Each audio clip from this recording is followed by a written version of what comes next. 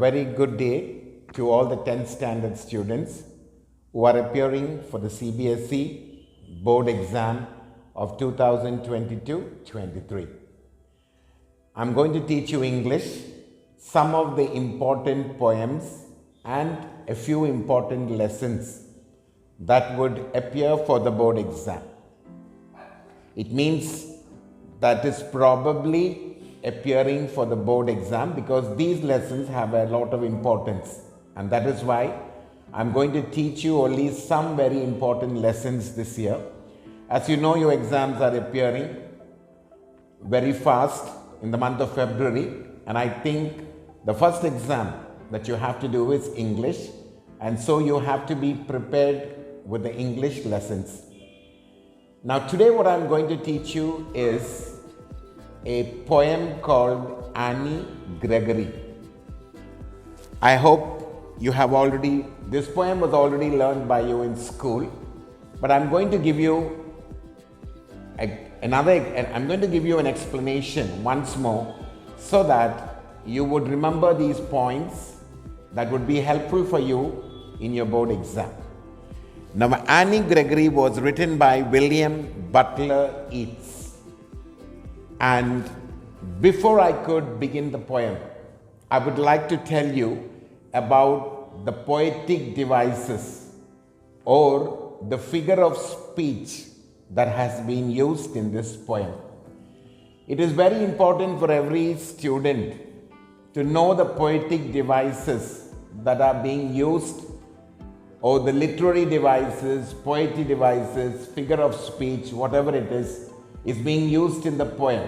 You have to be, because usually they ask poetic devices from poems. They don't ask from the literature section. So these poems, you should be well versed in your poetic devices.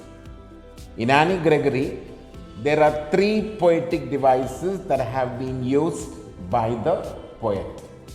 Now I will tell you what are the 3 poetic devices, and I would explain to you what these poetic devices are, so that if you know about these poetic devices, even for the other poems, you will be able to relate them to the other poems.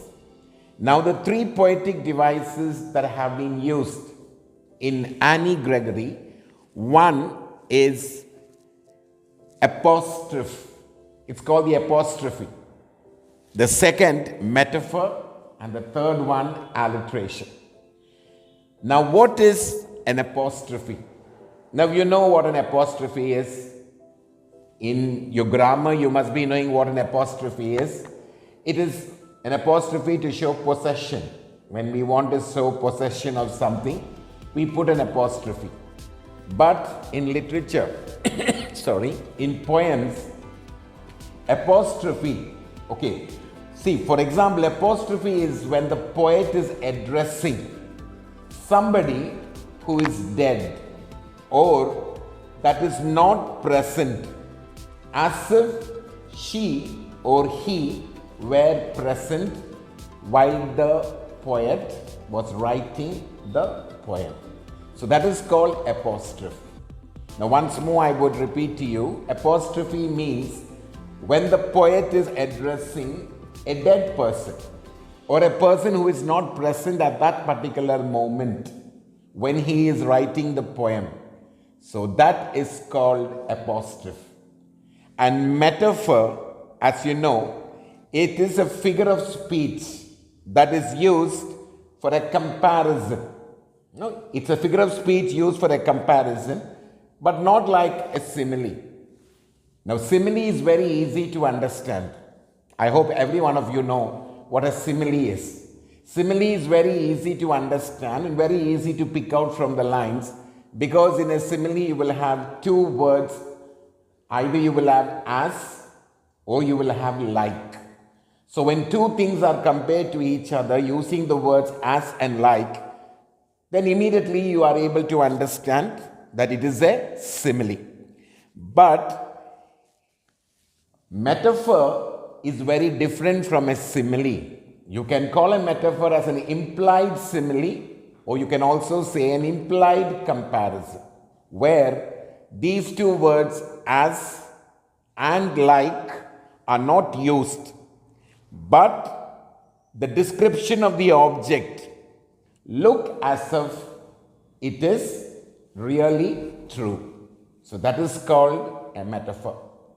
So after you listening to this video, I hope that you would make small notes of these things in your rough book or notebook so that you would remember them, and it would be easy for you not only in the 10th standard but also in the 11th and 12th standard. These poetic devices are very important. So as I told you, there are 3 poetic devices in Anne Gregory. One is apostrophe, metaphor, and alliteration. Now, apostrophe is when the poet is addressing a dead person or a person who is not present at that particular moment. That is called an apostrophe. The second one is metaphor, which is an implied simile or an implied comparison where the poet is trying to compare without using the words like and as.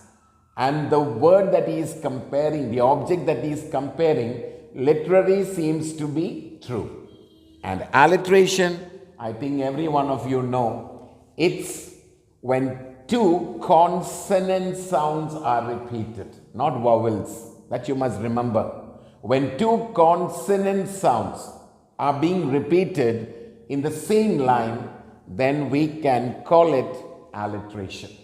So now I hope that you understood the 3 poetic devices that have been used in this poem, Anne Gregory. Number 1, apostrophe. Number 2, metaphor. And the third one, alliteration. The rhyming scheme of the poem, I would give it to you in the beginning itself, the rhyming scheme of the poem.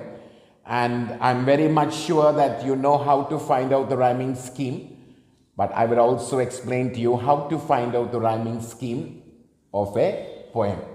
Now, the rhyming scheme used in this poem is A, B, C, B, D, B.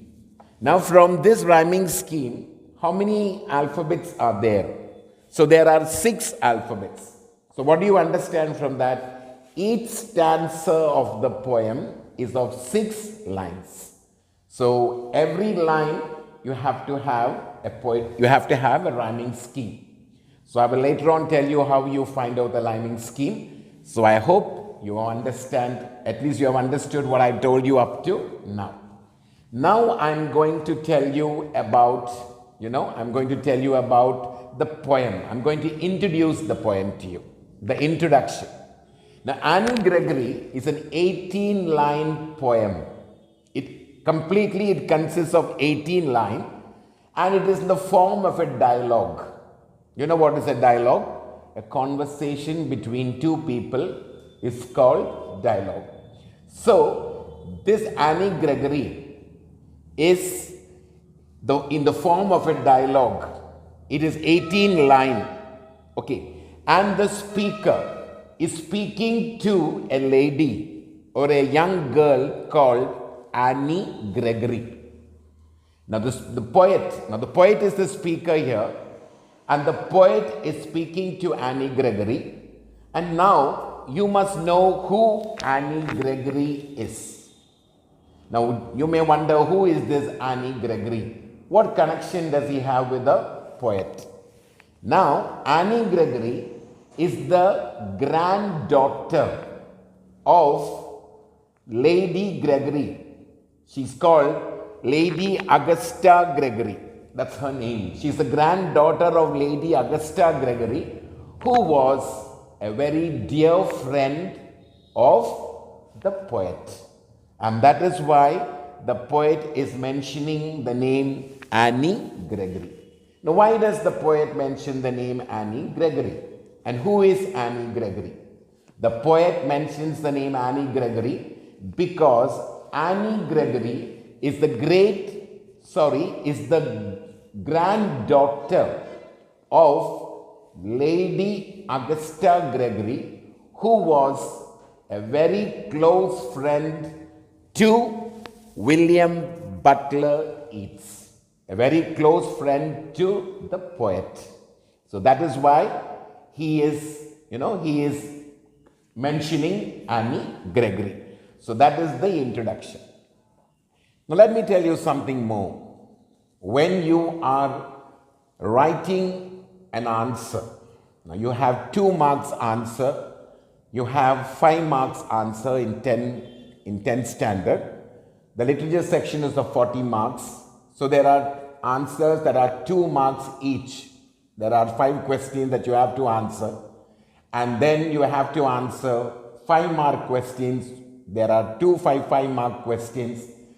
So when you are writing 2 5-mark questions, you should always try to mention something about the author or the poet. A few lines, 2 or 3 lines about the author or the poet. So I would like to now tell you something about William Butler Yeats. I hope you remember this and you keep it in your mind or you keep it in your memory so that you can write it during the examination. Now, William Butler Yeats was an Irish poet, a dramatist, a writer, and he was a very famous figure of the 20th century literature. So this is very important for you to understand. Now I would repeat it once more. William Butler Yeats was an Irish poet. Irish poet, he belonged to Ireland. He was an Irish poet. He was also a dramatist and he was also a writer. And he was one very famous figure, one very famous person in the 20th century literature. And he helped to found a theatre called Abbey Theatre. It is he who helped to found that theatre called the Abbey Theatre. So I hope you understood about William Butler. Now, I'm just going to give you a short summary of the poem, and then later on, I would read the poem and I would explain the poem line by line exactly to you for it to be easy for you to understand. Now, the summary of the poem I'm just going to tell you is, the poem is basically a conversation between the poet and a young girl called Anne Gregory. So this is the summary. This is the conversation, it's a dialogue. The conversation, now this summary is basically a conversation or basically a dialogue. It is between 2 people. One is the poet and the other one is Anne Gregory. The poet is speaking to Anne Gregory and Anne Gregory replies to the poet. So a conversation takes place between the poet and Anne Gregory.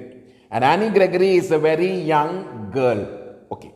So the poet tells her that if she finds a young boy who becomes sad because of her rejection, it does not mean he was a true lover. So what he is trying to tell Anne Gregory is that if any one boy had proposed to her, and if Anne Gregory has rejected him, she should not feel sad. And that is the meaning. Okay, because if anyone has proposed to Anne Gregory, and Anne Gregory has rejected him, and he becomes very sad, that means his love was not true. The reason is, he did not love her for herself. He loved her yellow golden hair. He fell in love with her only because of the yellow golden hair. Now from here we can learn a very important proverb. The proverb is that don't judge a book by its cover. Okay, don't judge a book by its cover, or else Beauty lies in the eyes of the beholder. He may find, when a person falls in love with someone, he may find something that is good in that, something, the outward appearance. He is not ever thinking about the inner feelings or inner soul. That is the meaning. He just falls in love with the outer appearance, and later on, see, the outer appearance is not going to remain forever. The beauty, whatever beauty you have, one day it's going to fade away. As you grow older and older, the beauty will fade away. And at that time, the person will feel a little bit sad that he now is, and the girl will also feel sad because he doesn't show much love at that particular time when the beauty fades away. So that is what the poet is trying to say. Now there is a message in this poem. Okay, now supposing they ask you for the board exam, what is the message conveyed by the poet? Or what is the central idea of the poem Anne Gregory? Now the message, now listen carefully, the message of the poem. So please do write this down in your book so that you would learn it and keep it for the examination. The message is, one who loves the soul can capture the heart and can only selflessly love others. It means that you should not love a person for the outer appearance. We should love a person for the inner soul, for his character, for what he is. Sometimes outward appearance may look very beautiful or may look very good, but inside the person would not be very good as what you thought would be. So only a person who can capture the heart and, who loves the soul. Soul is the spirit, the inside of you. If a person can love you for your good, what you are, for what you are, and not for your outer appearance, then only you can love selflessly, love even other people. Now, Anne Gregory is not only a lesson. Okay, Anne Gregory is not just a lesson to Anne Gregory. It is a lesson for all the people in the world, all the people that you can't find anyone. In this world, you have to learn one particular lesson in Anne Gregory. It's not only about Anne Gregory. The poet is not telling us only about Anne Gregory. The poet wants to convey to us that in this whole world, in the whole universe, there is only one person who can love you endlessly. He can love you for who you are. And that person is only God. The love of God is the real love that you can experience. Nobody can love you like how God loves you, because He is the one with true love. Whatever you are, even whether you are a criminal or whether you are anything that is bad, whatever you are, God loves you endlessly, and He is the only one who will be able to love you. This is the lesson that is given to you, and you have to realize and understand this lesson. So now I am going to read line by line. Okay, now I am going to give you the explanation of every line, and I am going to read the poem, and so that you would understand better. I would advise you, when I start teaching this poem, reading the text from the textbook, it would be very helpful for you if you would keep your textbook in front of you and you would mark all the important things that are necessary in your textbook, so that it would be very helpful to you when you are learning for the examination. So now I am going to start Anne Gregory by William Butler Yeats. Now, as I told you, this is a dialogue between two people. One is the poet and the other one is Anne Gregory.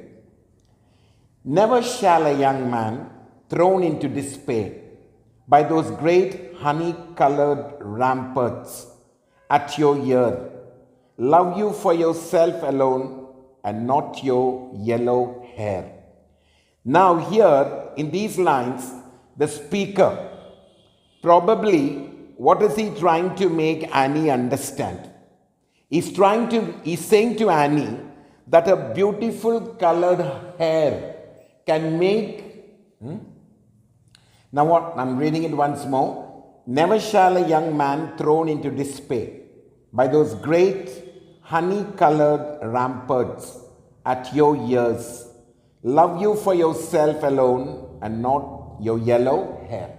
So the poet is telling Anne Gregory, never shall a young man, that means never shall a young man means no young man should be thrown into despair, should not be thrown into despair. What is despair? A hopeless condition, a miserable condition.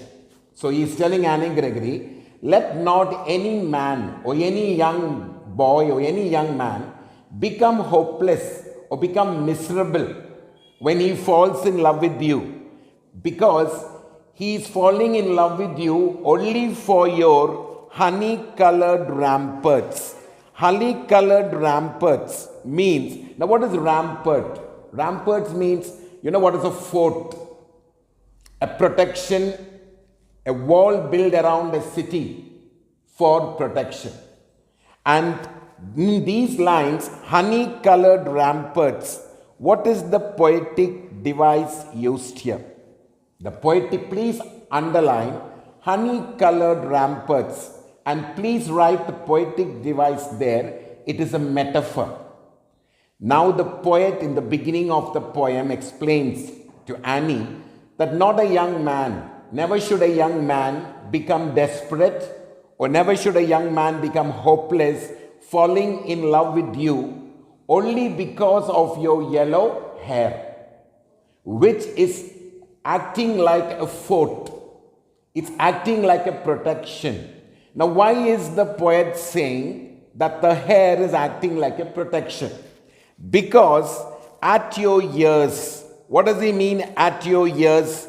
It means that the hair of Anne Gregory is covering her ears, just like a fort that is protecting a city. That is what he means.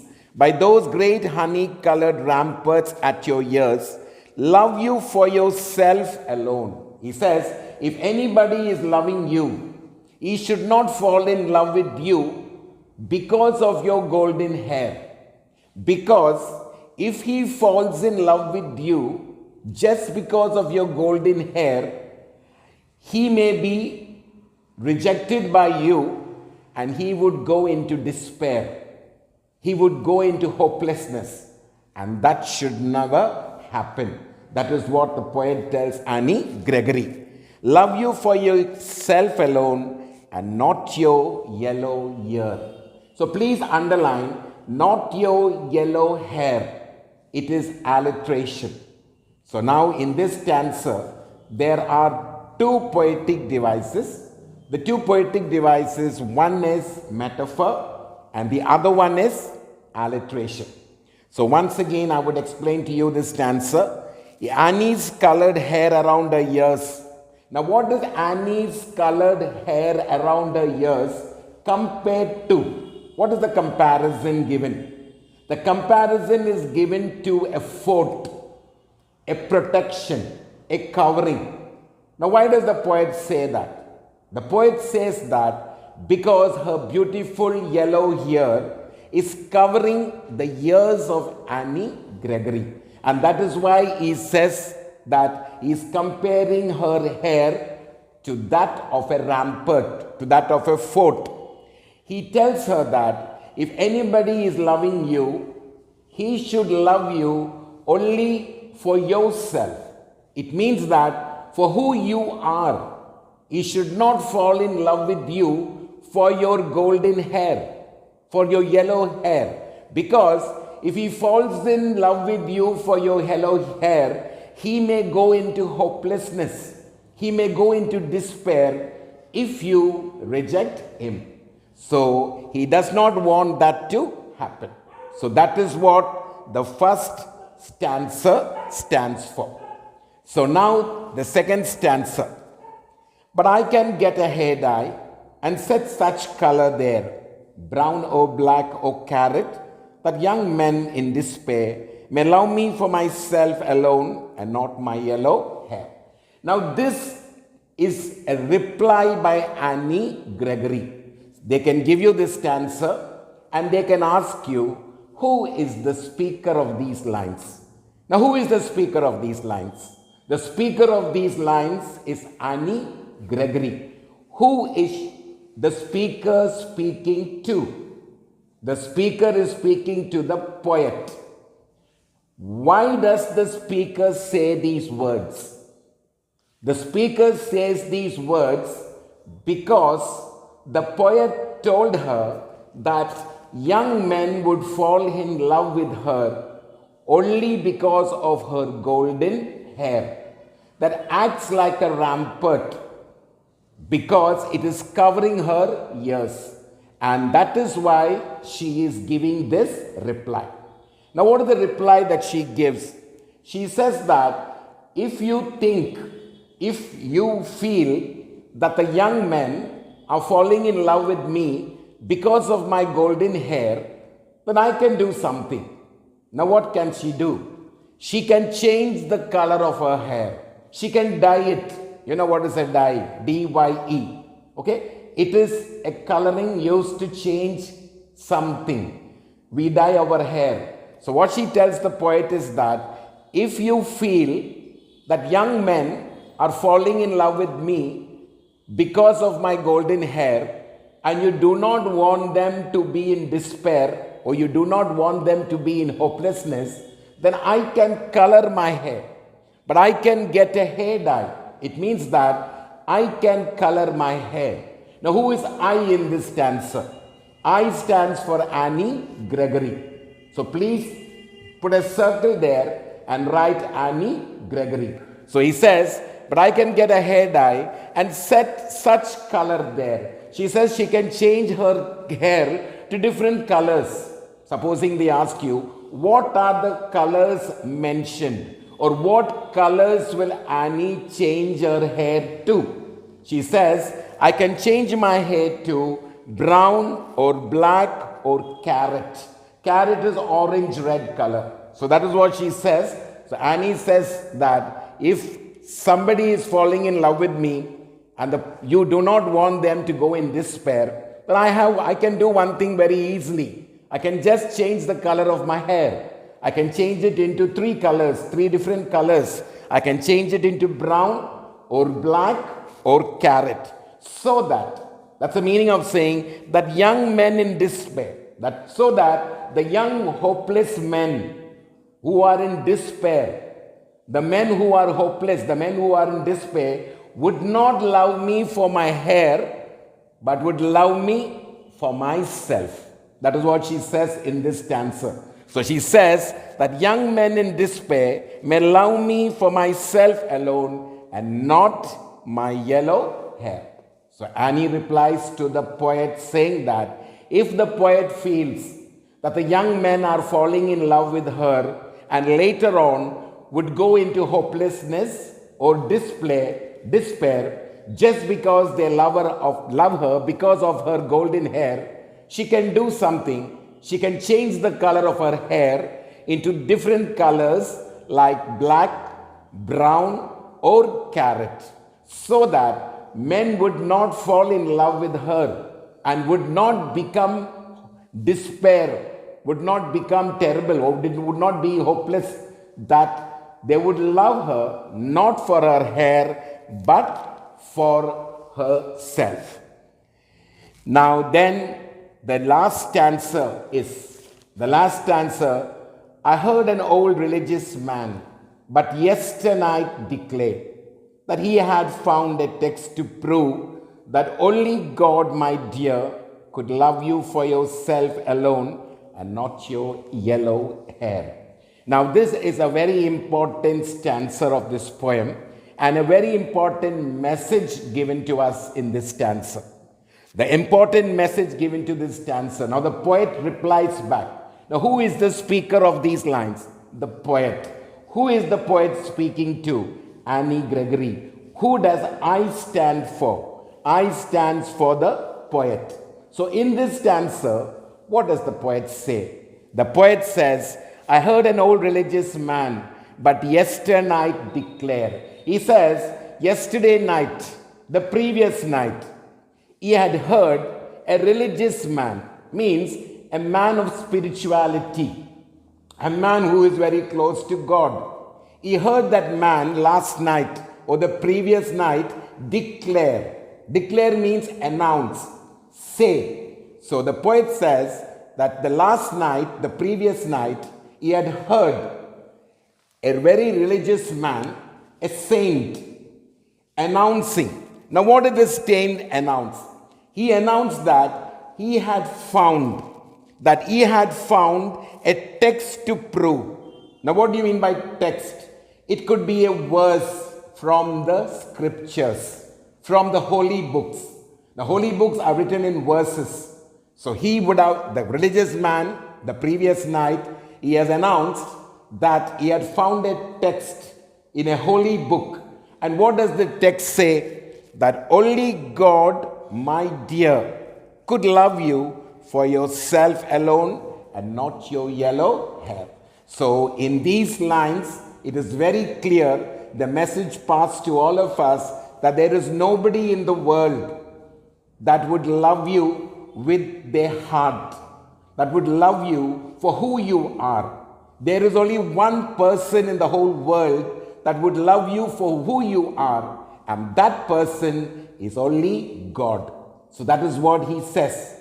When the poet tells her that, okay, when she says that, if you think that men would go in despair or men would become hopeless because they fall in love with me only for my hair, I can change my color of my hair to black, brown or carrot, so that men would not fall in love with me for my golden hair, but they fall in love with me for who I am.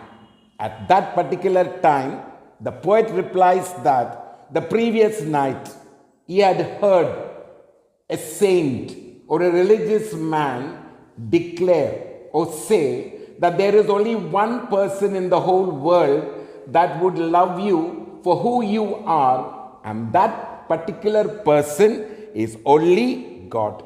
So that is what the speaker means, that humans do not have the capacity and understanding to look inside the soul of a person. See, that is what he means. We are not able to understand, or we do not go deep into the person or look into the soul of a person. Humans are always attracted. Now all of us, all humans, they are always attracted towards beauty. They never care to know the person behind the beautiful appearance. Means they do not want to know about the person behind the beauty, behind the beautiful appearance. They simply, flatly fall for the person or fall for anything that is beautiful. And then that important message that the poet tells is that there is only one person in the world, and that one person is only God, who can love you for yourself, for what you are. So that is the complete poem, Anne Gregory. It's a very easy poem and a very important poem, because you can expect one question from this lesson, because this lesson was introduced again this year. For the past two years or 3 years, this lesson was deleted. It was not there for the 10th standard. They have introduced this lesson, and that is why this lesson is very important. So I will just once again briefly explain to you the summary of this lesson. The summary of this poem is that what the poet is talking to Anne Gregory. And who is Anne Gregory? Anne Gregory is the granddaughter of Lady Augusta Gregory, who was a very close friend of the poet. Now, why is this apostrophe? Because this Anne Gregory, we do not know her, we have not seen her, she's not present at the moment. And that is why the complete poem, the figure of speech used is apostrophe. And in the first stanza, the poet says that he does not want any man to fall in despair or disappointment because he fell in love with Anne Gregory and has been rejected. And he says to Anne Gregory that any man would fall for you only because of your beauty, only because of your golden hair, which acts like a fort, which acts like a rampart. Rampart means fort. It is comparing it to a fort because her hair is covering the ears of Anne Gregory. And he says, he wants somebody who would love her for herself and not for her golden hair. And immediately Anne Gregory replies and says, if the poet feels that the men would be disappointed when they fall in love with me for my golden hair, I can change my color of my hair to black, to brown, or to carrot, so that nobody would fall in love with Anne Gregory just because of her hair, but they would fall in love with her only for who she is. And then in the last stanza, the poet says that yesterday night, last night, the previous night, he had heard a religious man declare, means announce or say. Now what did the religious man say? The religious man said that he had read a text from the scriptures, from the holy books. And what did the text say? The text said that there is only one person in the whole world who would love you for who you are. And that one person is only God. And that is the message of this lesson. So I hope every one of you enjoyed this lesson. Every one of you understood this lesson. Please do comment and please do subscribe and share to your friends. I will come back to you with another poem the next time. Thank you for watching.